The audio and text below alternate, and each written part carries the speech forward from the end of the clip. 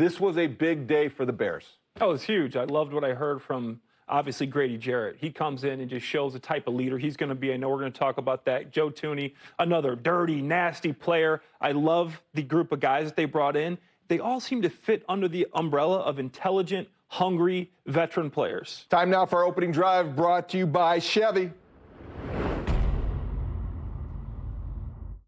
In this new chapter of my life, I'm so happy to be here in a great city like Chicago, an organization who has a history of just being, just dominant defense, legendary players, Hall of Famers.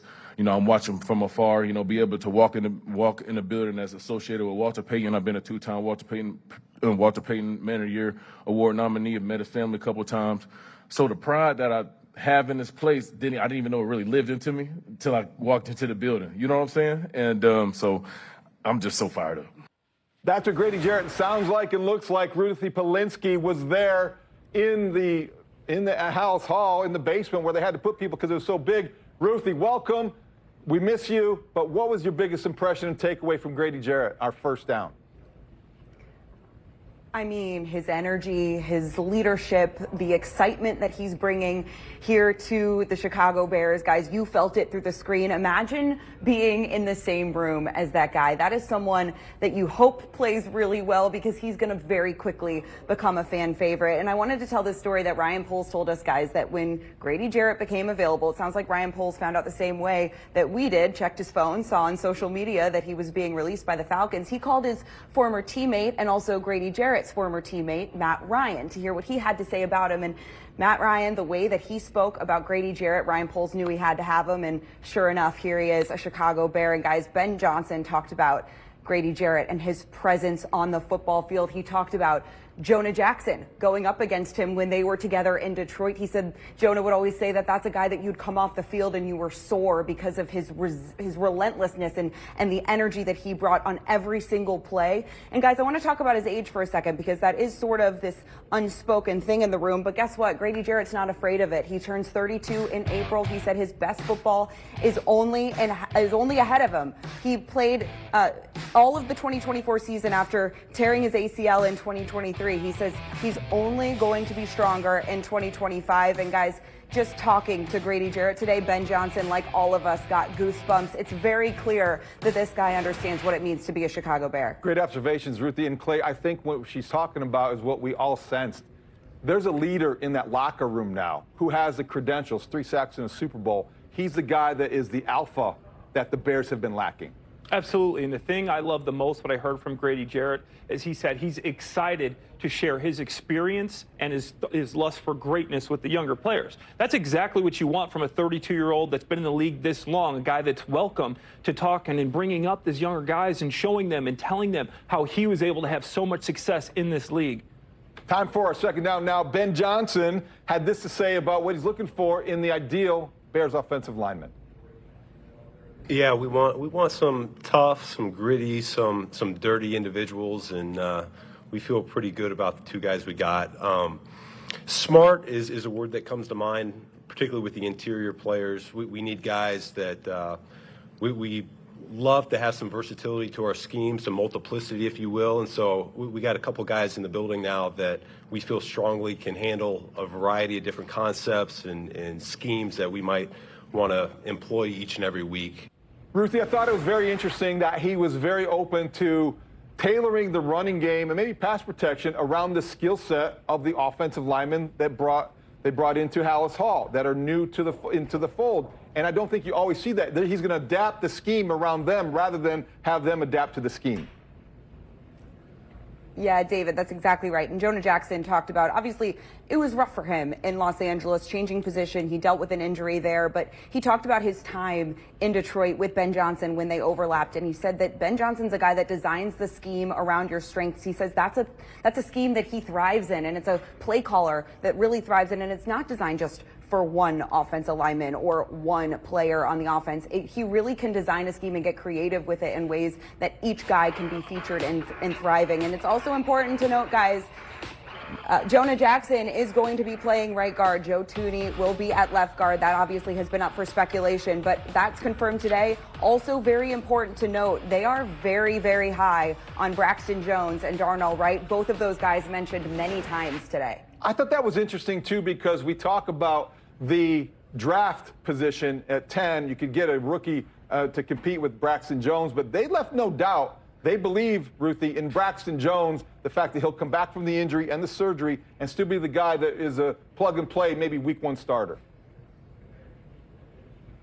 Yeah, absolutely. I think that's really been one of the biggest takeaways of the day. And not only was Ben Johnson and Ryan Poles talking about those two guys at the tackle position, but the guards we're talking about. Of course, they were talking about Drew Dahlman as well, who they can't officially talk about until he signs his contract, but that's also something that it just feels like they're very excited about that line as a whole. One of the biggest reasons is because Joe Thuney is here to play left guard. That brings us to our third down. Joe Thuney addressed the winning culture that he has been part of in Kansas City and New England. Fortunate to play for some really good coaches, really good quarterbacks, and really good offensive lines. And, I think just being a part of that and seeing how, the day-to-day goes, how certain people approach, meetings, how they approach practice, what they do in between meetings and practice, nutrition, I felt it was so fortunate to witness that and to be around it and, tried to copy, what guys were doing in the building and, just kind of, they took it a day at a time, and trying to make small improvements each day and get better. And, that's kind of what I've been trying to do too. Good stuff from Joe Thuney. Ruthie, did he mention the impact and impression left by his former roommate, Clay Harbor? No mention of Clay Harbor today, unfortunately. I should have asked. I didn't even think about it, but I'm sure that's going to come up at some point over the course of this year. What he did talk about is working inside of winning buildings that know how to win. He talks about the direction of the entire organization, how they're aligned in their beliefs. He says watching the way that the guys that he was around, the way they worked, of course, on the offensive line. But then at the end, don't forget, he played with Tom Brady, Patrick Mahomes, and really good offensive lines while he was in both of those places. He says their day-to-day approach in practice, in meetings, in nutrition, their attention to detail and intensity in meetings. He said he just tried to copy it all, and he hopes to set that example here. I love the quote he said this, guys. He said, you have to put your head down and make improvements. One day you'll look up and see how far you've come. I can attest to that. I remember my first day walking into a meeting in New England, and I go, and I sit in the middle of the aisle, and the guy that was in the first row taking notes. Tom Brady. This guy's been in the same offense for 17 years at that point. I'm like, what's he taking notes on? Is he drawing stick figures? He's heard this same meeting 17 times. He's in the front row. During practice, 7-on-7s and OTAs, we have the ball boys. They're waving these like glorified tennis rackets, and they bat down a ball. Tom has choice words. He's saying some words we can't repeat on air because he's so mad. He treated every day, every practice, every time he stepped on the football field like it was a game day, and that's what Joe Thuney knows. He knows that these practices are rehearsals for game. And in New England, your practice is what you do in the game. They don't fall back to the level, they don't raise their level, they fall back to the level of their training. And that's what they do in New England. I think that's what Thuney is going to bring. He's going to emphasize how important it is in meetings, practice, and everything in between. Ruthie is kind of a different leadership style, though, from Grady Jarrett. He's more laid back, it seems, but he still is respected as anybody in that building.